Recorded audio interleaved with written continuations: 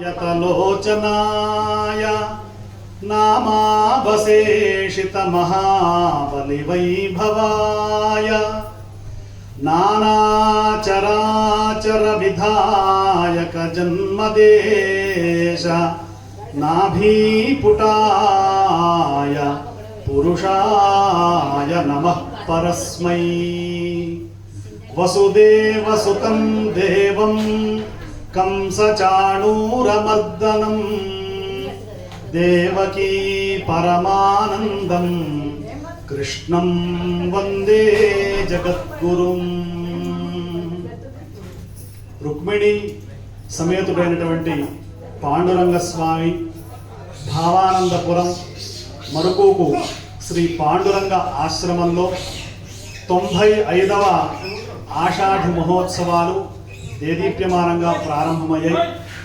ఇక్కడ స్వామివారికి విశేషమైనటువంటి పూజలు. కృష్ణస్వామి కృష్ణ ప్రణామి న పునర్భవామి అంటారు.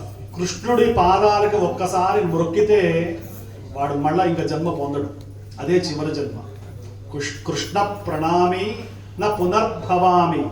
కాబట్టి ఒక్కసారి ఆ నల్లనైన అయ్యేటువంటి శ్రీకృష్ణ స్వామి, బాలకృష్ణ స్వామి, పాండురంగ విఠలుడు అంటారు ఆయన్ని.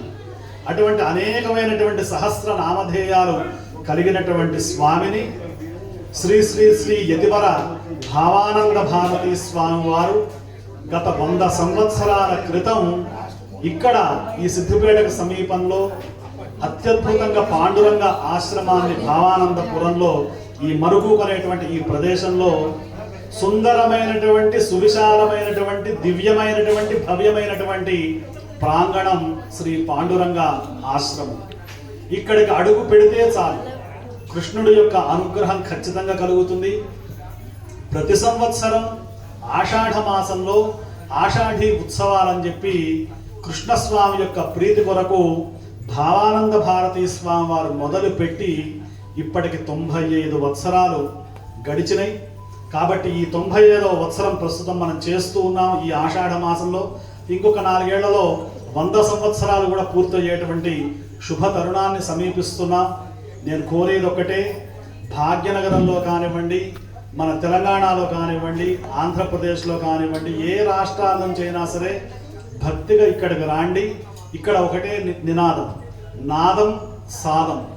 అంటే రాండి, కృష్ణుడి యొక్క నామాన్ని జపించండి, స్వామి ప్రసాదాన్ని స్వీకరించండి.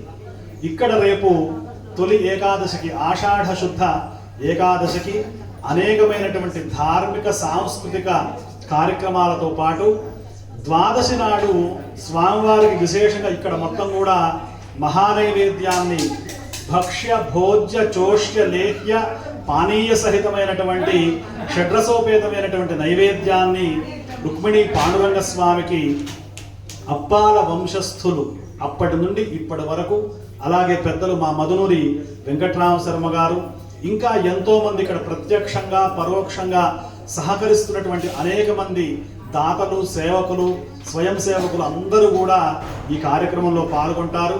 రేపు దశమి, ఏకాదశి, ద్వాదశి, దీనిని హరిత్రయం అంటారు. ఈ హరిత్రయంలో ఎవరైతే విష్ణు దర్శనం చేసుకుంటారో వాళ్ళకి మోక్ష సిద్ధి కలుగుతుంది.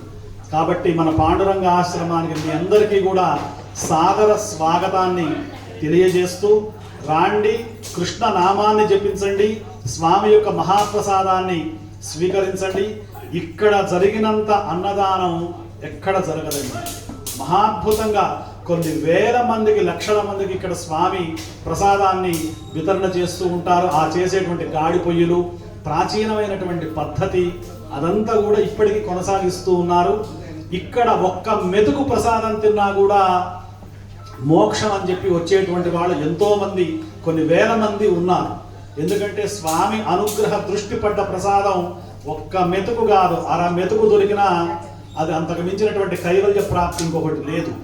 కాబట్టి అందరం కూడా యథాశక్తిగా ఈ కార్యక్రమంలో పాల్గొనండి.